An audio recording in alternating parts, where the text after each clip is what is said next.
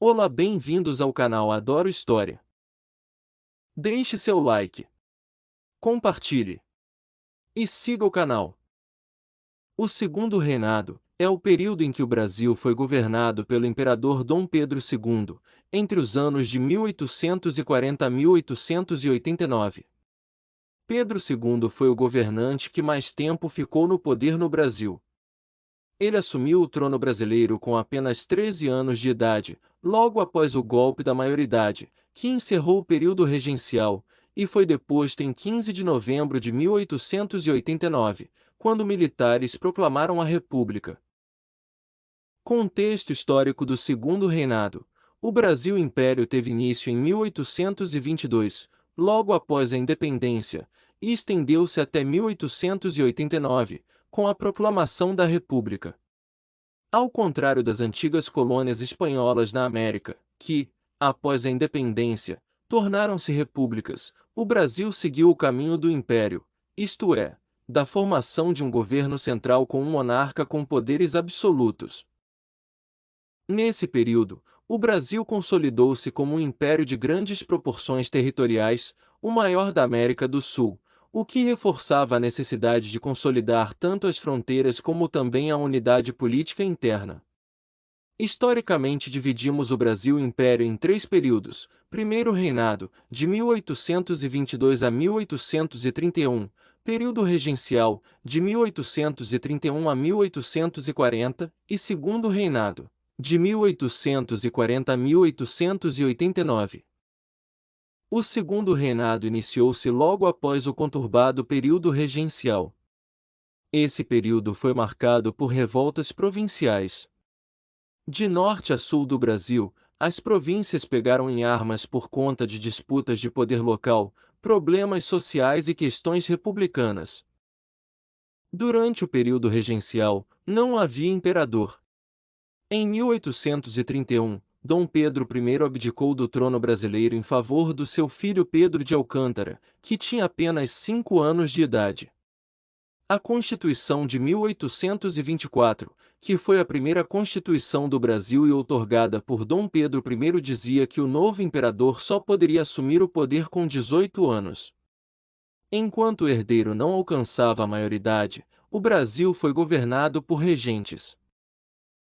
As constantes disputas provinciais fizeram com que fosse decretado o golpe da maioridade, que permitia a coroação de Dom Pedro II mesmo sem atingir a idade mínima exigida pela Constituição. Com o imperador coroado, o poder moderador poderia ser exercido novamente, garantindo assim a ordem interna do Império Brasileiro. No contexto externo, o mundo era dominado pela Europa, que expandia seus domínios pela Ásia e África. O século XIX foi caracterizado pelo neoimperialismo, avanço das novas tecnologias e desenvolvimento científico. A segunda fase da Revolução Industrial expandiu a indústria para outras nações europeias, como França e Bélgica. Acontecia também as unificações da Alemanha e da Itália, que, em pouco tempo, tornaram-se potências europeias. Política no Segundo Reinado. O Segundo Reinado começa, em 1840, com o golpe da maioridade. Durante o período regencial, o Brasil viveu uma série de guerras civis. Com isso, o Partido Liberal propõe a antecipação da maioridade do herdeiro do trono, Dom Pedro. Parte dos políticos entendiam que a falta de um governo central era um perigo para a unidade do país. Nesse período é marcada pela presença de dois partidos políticos, o Partido Liberal, cujos membros eram conhecidos como os Luzia, o Partido Conservador, cujos membros eram conhecidos como os Saquarema. A rigor, ambos os partidos defendiam as ideias de elite, como a manutenção da escravidão. Somente se diferenciavam em relação ao poder central, com os liberais lutando por mais autonomia provincial e os conservadores por mais centralização. Por causa da abdicação do seu pai, Dom Pedro II sentiu a necessidade de mudar forma de governo. Por isso, em 1847, implanta o parlamentarismo no Brasil. Aqui, o sistema funcionava um pouco diferente daquele praticado na Inglaterra. Ali, o primeiro-ministro era o deputado do partido mais votado. Já no Brasil, o presidente de conselho, primeiro-ministro, era escolhido, pelo imperador, a partir de uma lista com 3 nomes. Este sistema ficou conhecido como parlamentarismo às avessas. O imperador também detinha o poder moderador, mas este foi usado poucas vezes pelo soberano. Comparado ao período regencial, de 1831 a 1840, não houve muitos conflitos internos durante o segundo reinado. No entanto, podemos citar algumas revoltas como a Revolução Praieira, de 1848 a 1850, em Pernambuco. A Revolta dos Muckers, no Rio Grande do Sul, em de 1873 a 1874. A Revolta dos Quebra-Quilos, na região Nordeste, em de 1872 a 1877. Economia. A independência em 1822 trouxe mais transformações políticas do que sociais e econômicas para o Brasil. A economia permaneceu durante o período imperial como agroexportadora, ou seja, atendendo às necessidades do mercado europeu. Em meados do século XIX, um produto começou a ser exportado de forma mais intensa, o café. Plantado primeiramente na região do Vale do Paraíba, entre as províncias de São Paulo e Rio de Janeiro, a exportação do café ocupou espaço na economia brasileira do Segundo Reinado, gerando lucros para os cafeicultores. A mão de obra utilizada era escrava. Com o êxito das lavouras de café, aumentou a movimentação de escravos da região nordeste das Minas de Ouro para a região do Vale do Paraíba. A partir de 1850, o café expandiu-se para a região do Oeste Paulista, tornando-se o maior produtor de café do Império. Ao contrário das lavouras do Vale do Paraíba, o café plantado no Oeste Paulista contou com a mão de obra imigrante. Inúmeros europeus vieram para o Brasil em busca de melhores condições de vida e estabeleceram-se em São Paulo. Esses imigrantes fugiam dos conflitos sociais e guerras relativos à unificação alemã e italiana. Essa mão de obra tinha mais qualificação do que a escrava e isso foi fundamental para o êxito da produção cafeeira da região. A partir desse momento, a província de São Paulo passou a se destacar no cenário do Segundo Império. O café, ao longo do século XIX, tornou-se a principal atividade econômica do Brasil, mas não era a única. Mesmo em menor número, ainda havia produção de açúcar, exploração do ouro e outras atividades econômicas secundárias. Além disso, havia projetos de investimento em outros ramos econômicos, como a indústria. Irineu Evangelista de Souza, o Barão de Mauá, procurou meios para desenvolver a indústria no Brasil, mas não conseguiu superar o domínio do café. Mauá foi pioneiro na indústria e também na construção de ferrovias, que foram utilizadas no transporte do café até o Porto de Santos, onde o produto era exportado para a Europa. A sociedade brasileira do Segundo Império passava por transformações. A maioria da população ainda vivia no campo, mas as cidades começavam a receber maior número de habitantes. Os donos de lavouras de café ganhavam prestígio social e aproximavam-se do imperador, que os agraciava com títulos de nobreza. A vinda de imigrantes trouxe também mudanças para a sociedade brasileira, como a influência cultural e política, aumentando consideravelmente a presença europeia em nosso território. Além disso, a chegada do imigrante foi substituindo gradativamente a mão de obra escrava. O parlamento brasileiro, ao longo da segunda metade do século XIX, aprovou leis que proibiam o tráfico negreiro, Lei Eusébio de Queiroz, e libertou o escravo recém-nascido, Lei do Ventre Livre. Era uma sociedade mais informada. Vários jornais começaram a circular pelo Rio de Janeiro informando notícias, mas também disseminando ideias republicanas e abolicionistas. Porém, ainda era uma sociedade herdeira das características coloniais, elitista e escravocrata. Abolição da escravidão. A escravidão no Brasil começou desde a chegada dos portugueses em 1500. Primeiramente, tentou-se escravizar os índios, mas foi a escravidão negra que vigorou em nosso território. Mesmo com a independência em 1822, a liberdade tão defendida na época não atingiu as senzalas. Durante quase todo o período imperial, a mão de obra no Brasil era escrava. Somente em meados do século XIX, com a chegada dos imigrantes, a mão de obra, aos poucos, foi substituindo o trabalho dos escravos.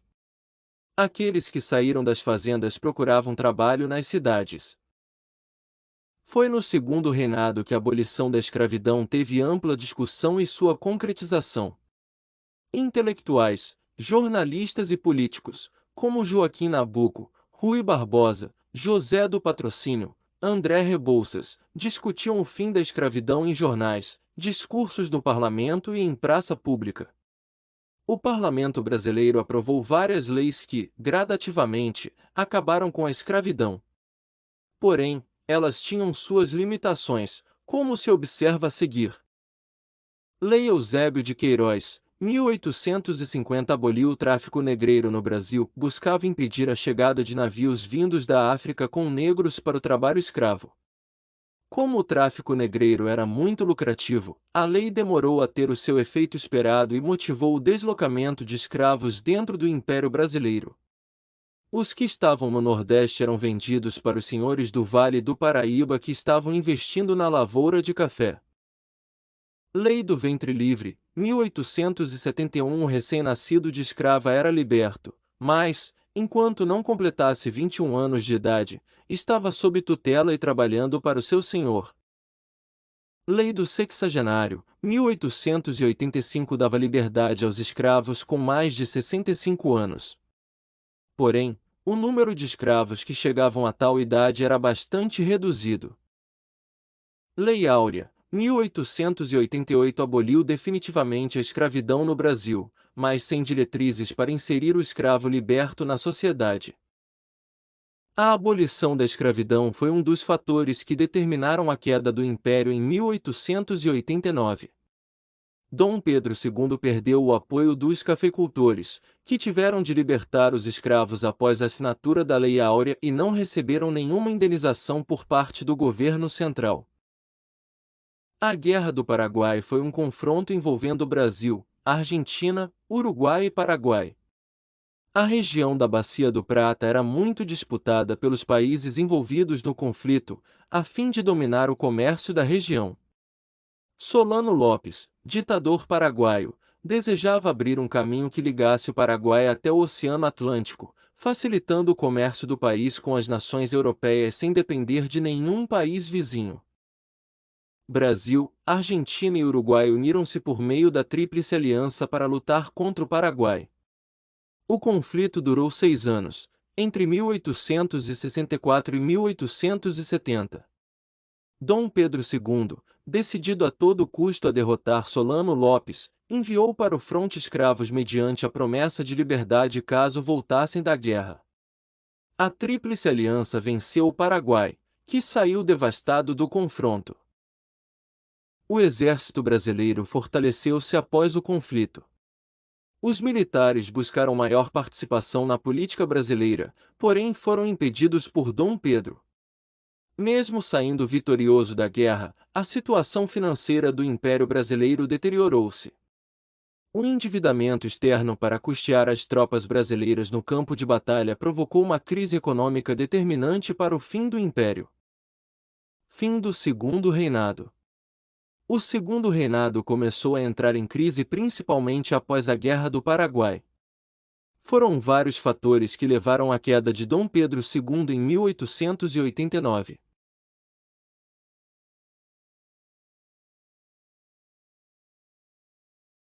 Questão militar. Após a vitória na Guerra do Paraguai, influenciados pelos ideais do positivismo, os militares, em especial os do Exército, decidiram participar ativamente da política brasileira. Foram criados clubes militares, que discutiam a crise vivida pelo Segundo Reinado, os ideais republicanos e as ideias positivistas. Dom Pedro II, utilizando as prerrogativas do poder moderador, mandou fechar esses clubes. Essa censura imperial fez com que os militares se organizassem para derrubar Dom Pedro II do poder. Questão da Igreja. A Constituição de 1824, que vigorou durante todo o período imperial, dizia que a religião oficial do Brasil era católica. Porém, era comum haver conflito entre o trono e o altar. Decretos eclesiásticos só entravam em vigor no território brasileiro desde que o imperador autorizasse. O Papa Pio IX emitiu um decreto reafirmando o poder da Igreja e do Papa sobre o mundo. Esse decreto chegou ao Brasil, e os católicos buscaram atitudes mais rígidas que reforçassem a disciplina religiosa. Dom Vital, bispo de Olinda, na província de Pernambuco, decidiu proibir a entrada de maçons nas irmandades religiosas. Alguns ocupantes de cargos de destaque do Império eram maçons, como o Visconde de Rio Branco, que presidia o Conselho de Ministros. Dom Vidal foi preso, acusado de rebeldia, mas foi solto dias depois. Essa crise abalou o apoio eclesiástico a Dom Pedro II. Questão escravista. A abolição da escravidão no Brasil ocorreu em 13 de maio de 1888, com a assinatura da Lei Áurea. Porém, os escravos foram libertos sem que os donos de fazenda de café fossem indenizados por causa da abolição. Isso fez com que os cafeicultores abandonassem Dom Pedro II e apoiassem a causa republicana. Esses cafeicultores que abandonaram o apoio a Dom Pedro II nos últimos momentos do segundo reinado foram apelidados na época de republicanos de última hora. A República no Brasil foi proclamada em 15 de novembro de 1889. Tropas do exército lideradas pelo Marechal Deodoro da Fonseca depuseram Dom Pedro II, e a família imperial foi exilada na Europa. Segundo relatos da época, muitos viram a movimentação das tropas como um mero desfile militar. Já o jornalista Aristides Lobo conseguiu resumir muito bem o que foi o 15 de novembro de 1889. O povo assistiu bestializado. Deixe seu like, compartilhe e siga o canal.